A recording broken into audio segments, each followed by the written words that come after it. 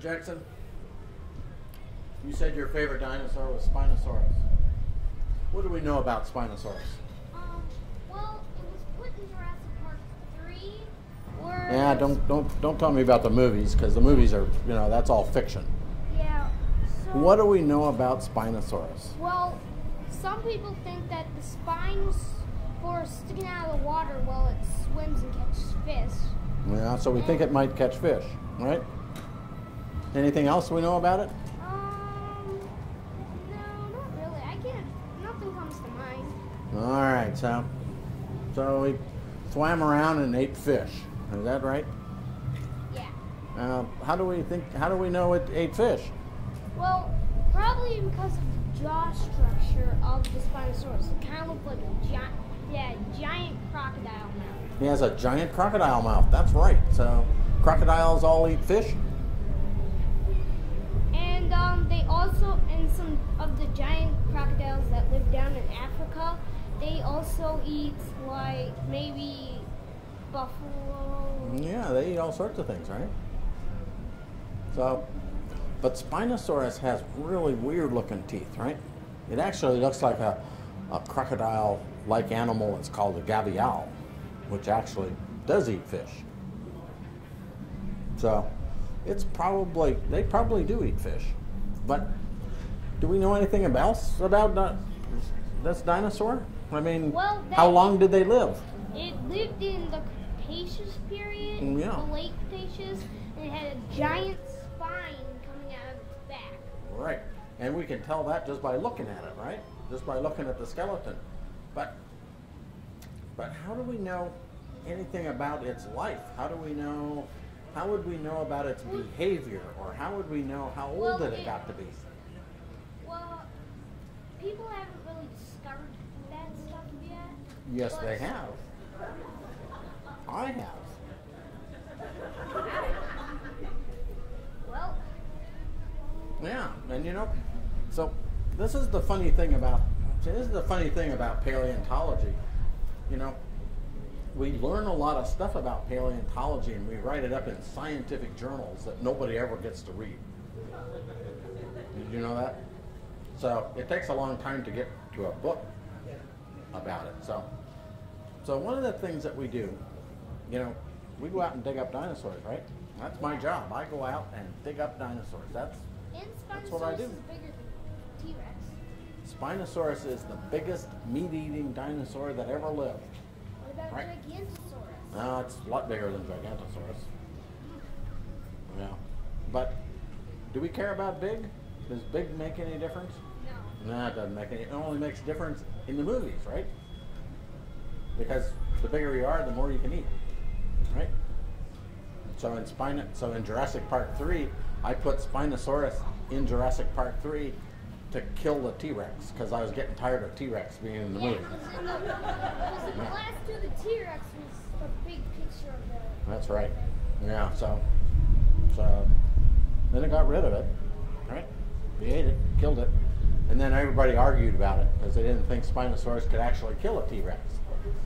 And that's probably true, but it's a movie, so it doesn't matter, right? Yeah, T-Rex... Because I was in charge of who won.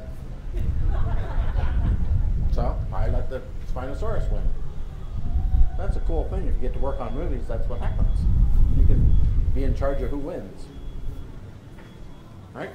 Yeah. All right. So I'm gonna talk about. Why don't you go sit back at your chair? And I'm gonna talk about some stuff that you need to know about. Okay? That you don't know about yet. So the title of my talk. What's the title of my talk? What? Dinosaur Science? That's a good name. That's what it says over there. Dinosaur Science. I think I have a note here somewhere that says the real title. And that's not the real title. Teaching Dinosaur Science Using Unthinkable Methods. What do you think of that? Unthinkable methods. So, how many people have been to the Smithsonian? The Natural History Museum. Pretty cool, isn't it? You know, we're about to get a new dinosaur hall there, which is even going to be cooler. But the dinosaur hall over there, what does it tell us about? When you walk in, what can you learn? What's it tell us? What do you know? Yeah. You can learn a whole lot about dinosaurs. Yeah, but what can you learn a whole lot about? I mean, what about dinosaurs can you learn? Where it came from, how they walked. Where they came from, how they walked. Yeah, that's true. Anything else? What did they eat? What did they eat? And we can tell what they ate by how. How do we tell what they ate? By their teeth. By their teeth, that's right. That's exactly right. Now, what can we tell about their teeth? When we look at their teeth, we can tell they ate plants or they ate meat, right? But we really can't tell by looking at their teeth what kind of plants they ate. We can't really tell that because all we can really tell is that they ate plants. And if you look around, there's all kinds of different plants, right? They might have ate trees, they might have ate grass, they might have ate flowers, they might have ate bushes. How are we ever going to figure that out? By the size of their teeth? The size of the animal. Well, a big plant eater could probably eat big plants, like trees. How about like a sauropod, like a brontosauri-like animal with a long neck? What do you think they could eat? Yes. Leaves. Leaves is a pretty good guess for almost all of them, right? Because, you know, eating a tree is hard to do, right? Yeah. So I think, yeah, leaves are a pretty good guess for what probably all the dinosaurs ate. But different dinosaurs have different shaped teeth, right? And really, we don't know what any of those teeth might have eaten, right? We don't really know. We have lots of fossil plants, but we can't really identify the plant to go with the tooth, even though there's lots of different kinds of teeth. So one of the things that I study is dinosaur behavior. And I also study dinosaur growth. And I'm interested in how fast dinosaurs grew, and I'm interested in how long they lived, and I'm interested in their physiology, what their blood temperature was, and all kinds of things like that. Now, how in the world am I going to tell anything about the biology of a dinosaur? So here's a dinosaur bone, you know, and they're very precious, as we all know, right? Dinosaur bones are no, they're precious. I mean, we go to a lot of trouble to take care of them.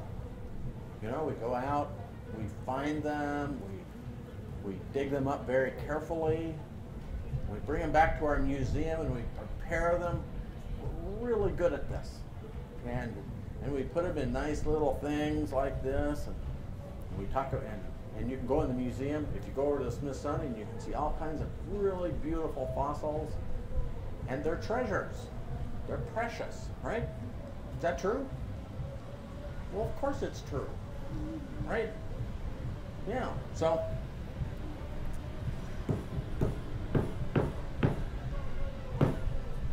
there. So how precious are they?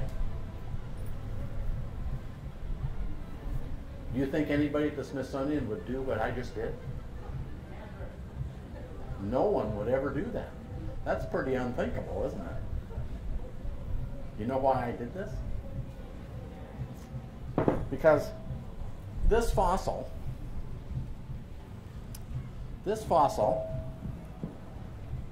can be molded and cast. Here's a cast of it. This is an exact cast of it. This is exactly the same size. It doesn't weigh the same, but you know, the fossil is petrified. So it doesn't matter.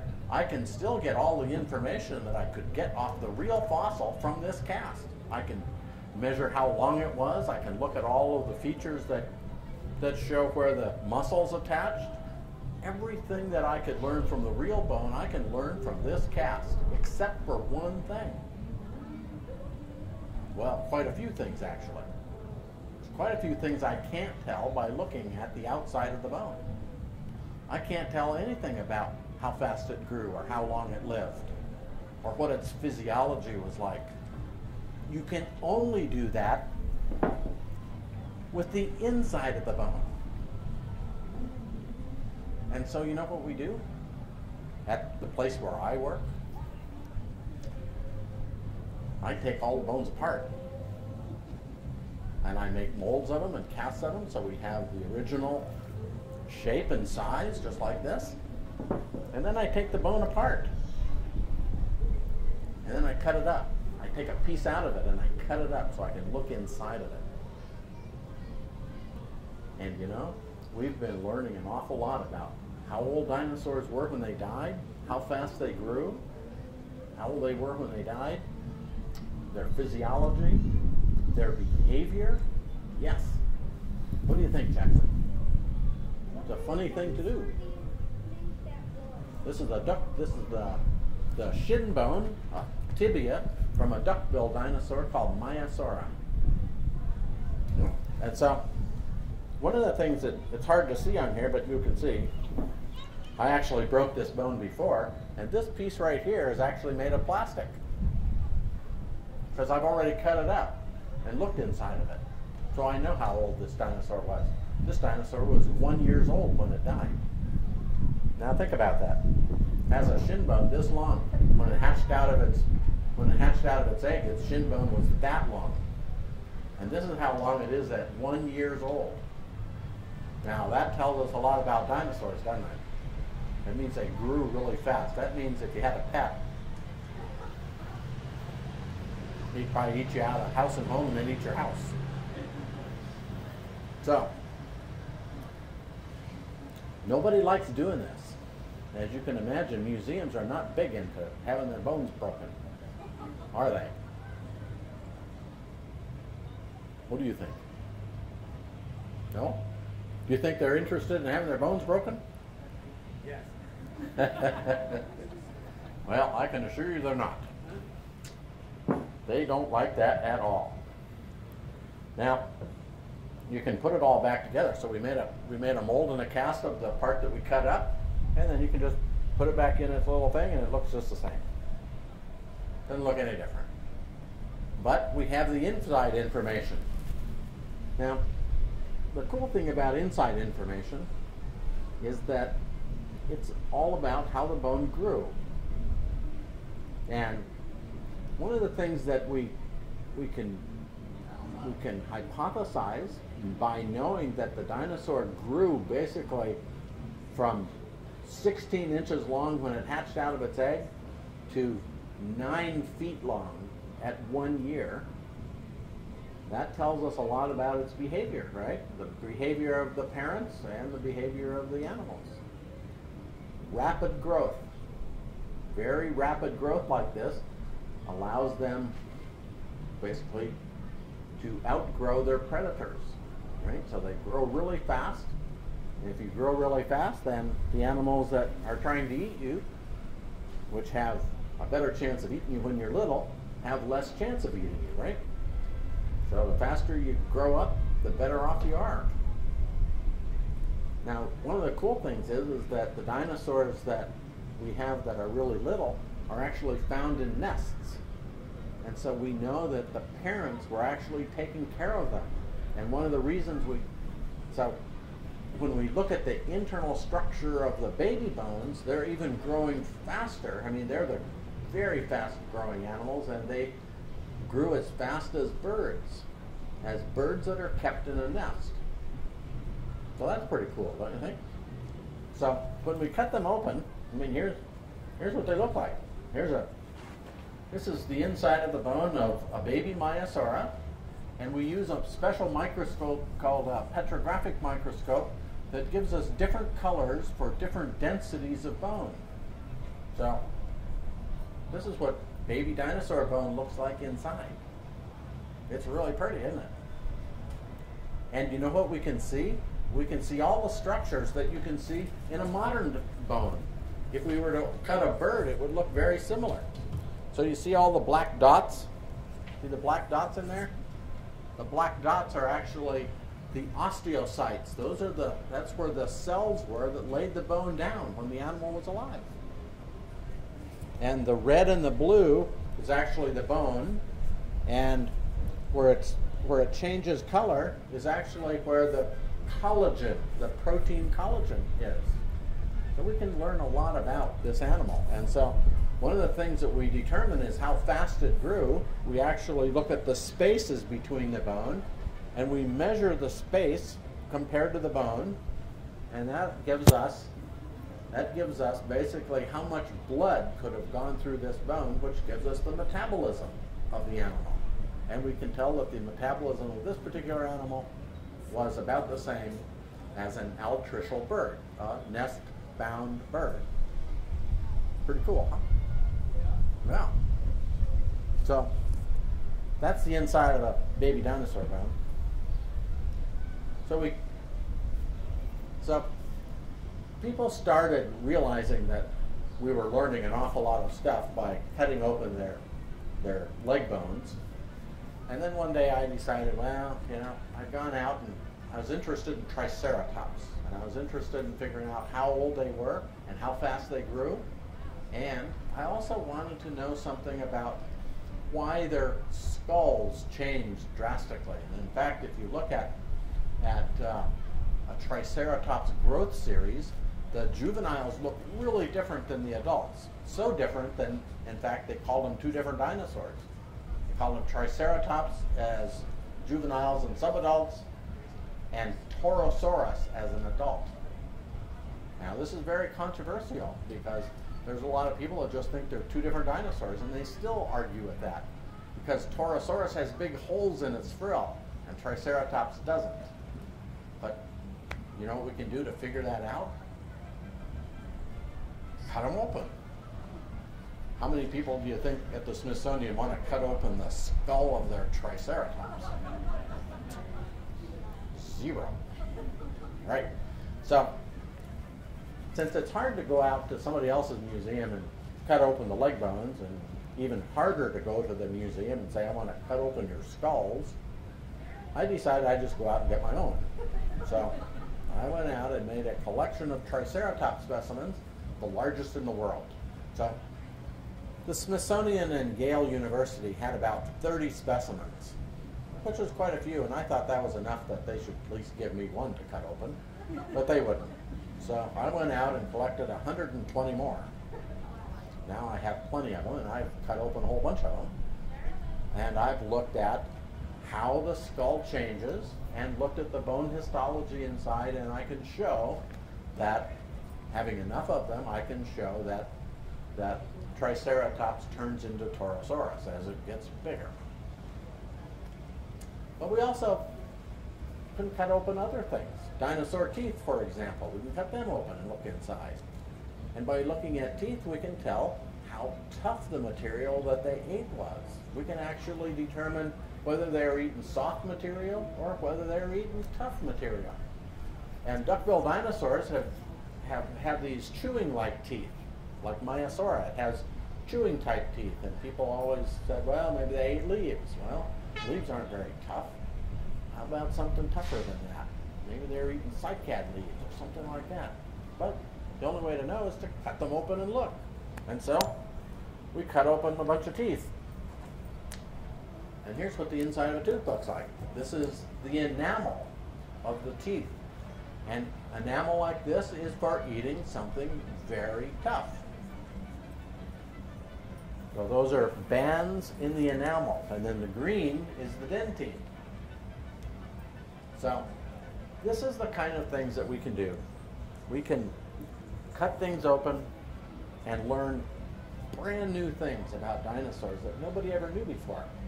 But you have to kind of, once in a while, Jackson, you have to go against the public norm, right? And people say, you can't do that. Just say, well, I'm going to go out and collect some dinosaurs and do it myself. What do you think of that? Because a lot of people have a lot of preconceived ideas about things. You know, like you shouldn't break bones open. Right? But if you break bones open, you might discover some really cool new things. So one of the things that we've learned is they're hard. It shouldn't break it anymore, should I?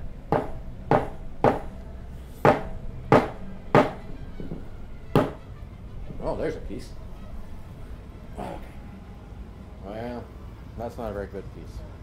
But the thing is that even these tiny little pieces, now what could we get out of that? What could we get out of this tiny little piece? Well, growth rings we get out of cutting open the, that's what we actually discovered growth rings in this, so we got pretty much information out of that. But you know what we can get out of a tiny little thing like this? We can look at isotopes, like oxygen isotopes or carbon isotopes, and actually tell something about what the animal actually ate.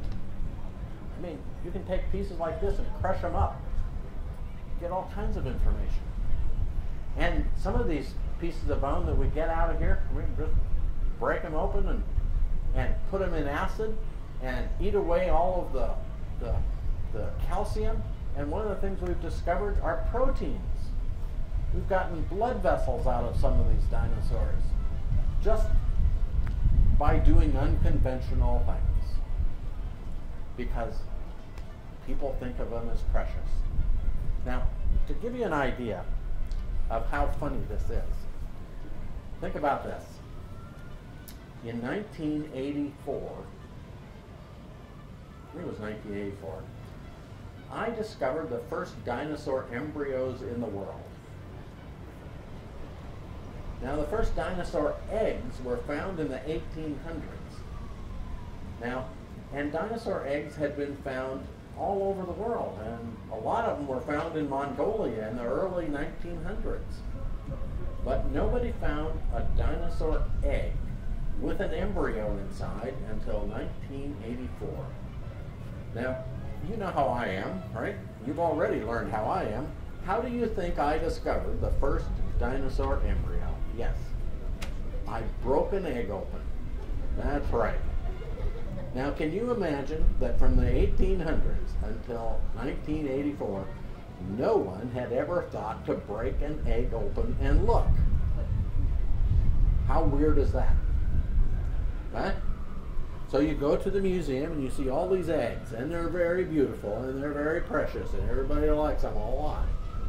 But it's kind of like having a Christmas present that's really pretty wrapping and you never look inside of it because it's too precious. Yeah. So we found the first dinosaur embryo by simply taking a hammer and a chisel and breaking it open. And inside was the world's first baby dinosaur embryos. They were just incredible. So that's what I do. And that's, you know, I don't know if you've gone over to our Museum of the Rockies exhibit over here. You can see a lot of the stuff that's going on. But one of the reasons that we do really, you know, what we call cutting edge research on dinosaurs is because we have unthinkable ways to do things, right? Now they're not unthinkable anymore, right? Yep, now you know that when we find a dinosaur bone, you know what we're going to do with it, right? All right, thank you.